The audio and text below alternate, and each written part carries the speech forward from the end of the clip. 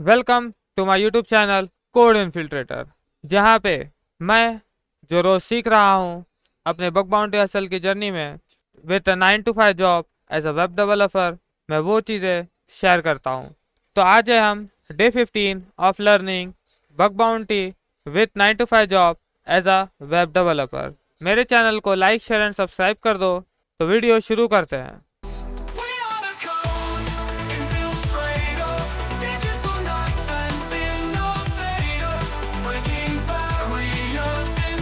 इस bug bounty hustle की journey में मैंने बहुत सारे ब्लॉग्स रीड किया। ठीक है। जैसे कि आप देख सकते हो, तो मतलब मल्टीपल ब्लॉग्स मैंने रीड किया हूँ अक्रॉस। अगर आप नोशन में जो मैंने अपनी चेकलिस्ट बनाया हूँ, अगर आप इसे चेकआउट करोगे तो यहाँ पे मेरे नोट्स में आज ये 16 तारीख के जो मेरे ब्लॉग्स आप देखोगे, ऑलमोस्ट अराउंड यहाँ पे 15 से 20 ब्लॉग मैंने आज पढ़ा हूँ। एंड इसके रिगार्डिंग मैंने नोट्स बनाया हूँ, इसमें जो चीज़ें मैंने नवी सीखा हूँ। एंड ये सबके लिंक मैं आपको भी डिस्क्रिप्शन में दे दूंगा। एंड यहाँ पे कुछ बग्स है, मतलब कुछ ब्लॉग्स है जिसको मतलब जो थोड़े अच्छे लगे मुझे। जैसे कि ये बग बाउंटी सीरीज का एक ब्लॉग है जो साइबर माइंड्स के थ्रू रन कर रहे हैं। ठीक है। जो प्रिविलेज एस्केलेशन का था, वह एक लोकल स्टोरेज के एस्केलेशन के लिए था। मतलब एक ब्लॉग पे काम कर रहे थे ये। ठीक है। जिसपे यूज़र एडमिन रोल करके एक जो की होता है हमारा, जो हमारा कुकी वगैरह होता है, ठीक है, जो हम स्टोर होता है हमारे वेबसाइट पे लोकल डीबी में। तो वहाँ पे सेशन स्टोरेज में वो यूज़र एडमिन रोल करके एक पैरामीटर था, जिस पैरामीटर को एक्सप्लॉइट करके इन्होंने अपने एडमिन एम्प्लॉय वाले यूज़र को एडमिन यूज़र में बना दिया था। ठीक है। तो इसके बारे में आप पढ़ सकते हो। बट जो सेकंड चीज़ आज के ब्लॉग में जो मुझे मिली है, ठीक है, जो बहुत ही ज़्यादा वर्थ इट एंड बहुत ही ज़्यादा यूजफुल है, वो है how to Hunt for A01 यानी 2021 ब्रोकन एक्सेस कंट्रोल को कैसे हंट करना है आपको। इस ब्लॉग में क्या डिफरेंस है, इस ब्लॉग में सबसे पहले तो हमें एक्सप्लेन किया गया है ब्रोकन एक्सेस कंट्रोल क्या है, उसके क्या क्या मिसिंग फंक्शनैलिटी हो सकती है, ठीक है, how to bypass this particular thing. And इसमें बहुत ही सबसे ज़्यादा जो चीज़ें एक्सप्लेन की गई है कि हमें किस तरह से हंट करना है, उसकी जो एक मेथोडोलॉजी होती है, यानी एक बाईपास करने के जो कुछ स्टेप्स होते हैं। ठीक है। तो एज अ बिगिनर जो हम कर सकते हैं, उन चीज़ों को यहाँ पे बहुत ही अच्छे से मतलब टिप्स एंड ट्रिक्स के थ्रू दिया गया है। जैसे कि हमें डायरेक्टली ब्लाइंड एक्सेस में नहीं करना चाहिए। सबसे पहले आइडोर का टेस्ट करना चाहिए। जैसे कि आइडोर जो है वो कहीं पे भी हो सकता है, एपीआई कीज़ में, कुकीज़ में, टोकन्स में, JWT करके कुकी होता है उसके अंदर भी हो सकता है। ठीक है। तो हमें पहले एप्लीकेशन को अंडरस्टैंड करना है एंड देन फिर हमें ये वल्नरेबिलिटीज़ को फाइंड आउट करना है। तो यहाँ पे बहुत ही, अगर आप ये वाले ब्लॉग को पढ़ोगे तो इसमें हर एक एस्पेक्ट जो भी होता है, एपीआई एंड पॉइंट से लेके नॉर्मल आइडोर से लेके हैशिंग वाले आइडोर का जो पैरामीटर होता है, सबको कैसे हम फाइंड कर सकते हैं, कैसे यूज़ कर सकते हैं। एंड यहाँ पे इसमें एक चीज़ देखोगे, पैरामीटर पॉपुलेशन का होता है। मतलब एक साथ दो पैरामीटर को हम यूज़ करके भी यहाँ पे वल्नरेबिलिटी निकाल सकते हैं। तो यहाँ पे कैसे हमें यूज़ करना है with the burp suite and other things, यहाँ पे बहुत सारी चीज़ें दी गई है। बाईपास कैसे कर सकते हैं हम ऑथराइजेशन लेवल को, उसमें भी आप देखोगे बहुत सारी चीज़ें यहाँ पे लिखी गई है। एंड HTTP पैरामीटर पॉल्यूशन क्या होता है, मतलब सेम यूज़र आईडी में हम पहले अपना यूज़र आईडी डालेंगे एंड विक्टिम का यूज़र आईडी डालेंगे, मतलब दो यूज़र आईडी साथ में डालेंगे तो ये पास हो जाएगा। ठीक है। ये उसके रिगार्डिंग है। एंड इसके बाद हमारा ये गेट एपीआई का मैसेजेस होता है, जो गेट एपीआई वाला होता है, another user ID and certain चीज़ें। ठीक है। वो सारी चीज़ों के रिगार्डिंग है। हम अगर जो रूबी में अगर बना हुआ है तो हम कैसे बाईपास कर सकते हैं। जैसे ये कोई डेटा है, ठीक है, तो इस डेटा के आगे अगर 401 अनऑथराइज आ रहा है तो हम मे बी डॉट जेसन अगर डाल दे तो उस जेसन की फाइल में हमारा वो वल्नरेबिलिटी मतलब ओके हो जाएगा एंड वो हमें वल्नरेबिलिटी मिल सकती है। तो ये सारी चीज़ें क्या है, ये सारी चीज़ें हमें जेसन ऑब्जेक्ट को कैसे बाईपास कर सकते हैं, ये एक टिप्स एंड ट्रिक्स दी गई है जो हम यूज़ करके एंड हम अपने बग बाउंटी के लिए एक चेकलिस्ट बना सकते हैं। चेकलिस्ट मतलब कैसे, जैसे हमें कोई भी, जब हम डोमेन पे जाएंगे तो हम एज अ बिगिनर हम क्या क्या चीज़ें सबसे पहले उसमें चेकआउट कर सकते हैं, हम क्या क्या चीज़ें चेक कर सकते हैं। ठीक है। उन चीज़ों के रिगार्डिंग हमें यहाँ पे बनाना है। तो इसके रिगार्डिंग मैंने बहुत सारी डिटेल्स जो है अपना वो लिख के रखा हूँ। ठीक है। जैसे कि यहाँ पे देख सकते हो, यहाँ पे मैंने और भी बहुत सारी चीज़ें आइडेंटिफाई किया हूँ। ब्रूट फोर्स कर सकते हैं आइडोर्स के हिडन पैरामीटर्स को हम। वी कैन यूज़ की 2 और 3 times to upload the JSON format to confuse the server. ठीक है। HTTP parameter pollution. एंड ये वाला जो अभी आपको राइटअप बता रहा था, ये चेकलिस्ट पॉइंट वाला जो राइटअप है, मैंने इसको भी यहाँ पे इंक्लूड कर लिया हूँ ऑलरेडी।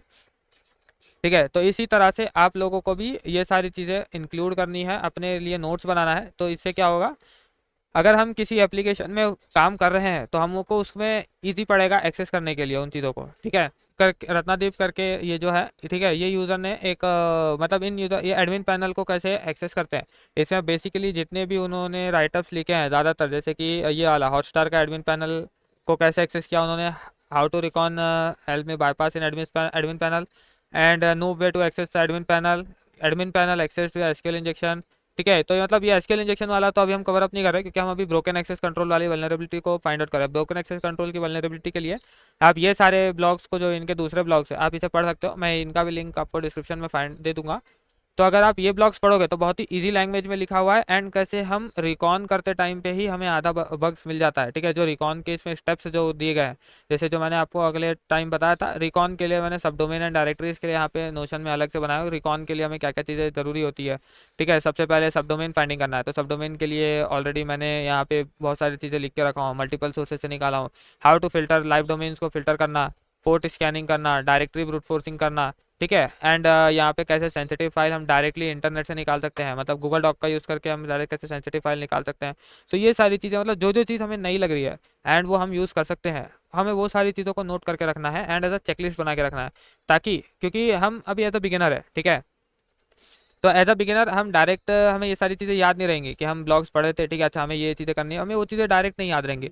सारी चीज़ों का नोट्स बनाना है ताकि हम उन चीज़ों को वन बाय वन, हमारे जो टारगेट अभी हम आगे सिलेक्ट करेंगे, हम उस टारगेट में उन चीज़ों को यूज़ कर सकें। एंड यहाँ पे एक ब्लॉग था, ये भी रत्नादीप का ही है, how recon help me to bypass an admin panel. इस ब्लॉग में एक नई चीज़ जो सीखने क्या मिली कि जो सबसे पहले सिंपल रिकॉन का जो टेक्निक है, मतलब सब डोमेन्स फाइंड करना, देन सब डोमेन्स के बाद ये अपाचे टॉमकैट पे बना हुआ था, तो से गया समथिंग सब portal.com पे। तो समटाइम्स ये आप लोगों ने भी चेक किया होगा, समटाइम्स क्या होता है, अगर हम जैसे अगर मैं अभी इस एप्लीकेशन में लॉग इन हूँ, तो अगर मैं लॉग आउट करता हूँ, लॉग आउट करने के बाद भी अगर मैं अपने डैशबोर्ड वाले यूआरएल को, या जिसपे मेरा यूज़र आईडी वाला यूआरएल है, अगर मैं उस पर क्लिक करता हूँ, ठीक है, या डायरेक्ट उस यूआरएल को एक्सेस करने का ट्राई करता हूँ, तो क्या होता है, वो मुझे डायरेक्टली लॉगिन पे रिडायरेक्ट कर देता है कि मतलब आप लॉगिन नहीं हो। तो उस चीज़ को मतलब बाईपास करने के लिए यहाँ पे एक एड ऑन है, नो रीडायरेक्ट करके एक एड ऑन है, ठीक है। ये मुझे आज तक नहीं पता था, ठीक है, अभी तक नहीं पता था, बट ये एक नई चीज़ मुझे पता चली। नो रीडायरेक्ट करके एक एड ऑन है, ठीक है। अगर मैं इसको सर्च करूंगा ना, तो देखो नो रीडायरेक्ट करके क्रोम के लिए भी एक्सटेंशन है, फायरफॉक्स के लिए भी एक्सटेंशन है, ठीक है। तो इस ये एक्सटेंशन क्या करता है, नो रीडायरेक्ट के लिए है, मतलब जो वेबसाइट हम जा रहे हैं जिस वेबसाइट पे, उस पर हमें रीडायरेक्ट से रोक देता है। तो इस पे इन्होंने वही किया, इन्होंने सबसे पहले सब डोमेन फाइंड किया, सब डोमेन के ऊपर उन्होंने ब्रूट फोर्स किया डायरेक्टरी के लिए, एंड उन्हें सम मतलब लिस्ट मिला एंड example.com एंड ये जेएसपी की सम फाइल्स मिली। तो अब ये डायरेक्ट इस फाइल को एक्सेस करने के लिए, मतलब जो होता है पर्सन का लिस्ट, ठीक है, डायरेक्ट पैनल को, तो उन्होंने डायरेक्ट क्या किया, बिना ऑथेंटिकेशन किए, अब रिडायरेक्ट नहीं कर रहा था वो उनको, तो उन्होंने जब डायरेक्ट उस यूआरएल को हिट किया, तो यूआरएल को हिट करते ही यहाँ पे देखोगे डेयर पर्सन लिस्ट, एंड यहाँ पे उनको सारा लिस्ट शो हो गया उस पर्टिकुलर पर्सन, यानी डायरेक्ट पैनल खुल गया बिना रिडायरेक्ट। क्योंकि अभी इसमें लॉग आउट था, बट लॉग आउट होने के बाद भी वो रिडायरेक्ट नहीं हुआ, क्योंकि ये एड ऑन ने हेल्प किया उस पर्टिकुलर चीज़ में, ठीक है। एंड यहाँ पे इस चीज़ का मतलब एडमिन पैनल का एक्सेस हुआ, तो ये एक बहुत ही नई चीज़ है, अच्छी चीज़ थी, ठीक है। तो इसके रिगार्डिंग भी मैंने नोट करके रखा हूँ ताकि हम अपने आगे जर्नी में मतलब उस चीज़ का यूज़ कर सकते हैं। एंड यहाँ पे my bug hunting journey with आइडोस पार्ट 1 एंड पार्ट 2, इनका देवानंद विशाल का, बेसिकली देवानंद विशाल के आप ब्लॉग पे जाओगे तो यहाँ पे इनके लिए इसमें जितने भी मतलब वो थे हैं ब्रोकन एक्सेस कंट्रोल की वल्नरेबिलिटीज़ के लिए जितने भी ब्लॉग्स हैं वो पढ़ सकते हो। जैसे कि इनका स्टार्टिंग जर्नी जो हुआ था वो आइडोर पार्ट 1 एंड आइडोर पार्ट 2, आइडोर पार्ट 2 भी बहुत ही अच्छा ब्लॉग है। आइडोर पार्ट 2 में इसमें कॉमन टाइप्स ऑफ आइडोर यहाँ पे एक्सप्लेन किया है उन्होंने, ठीक है, वो जो बहुत ही अच्छा है।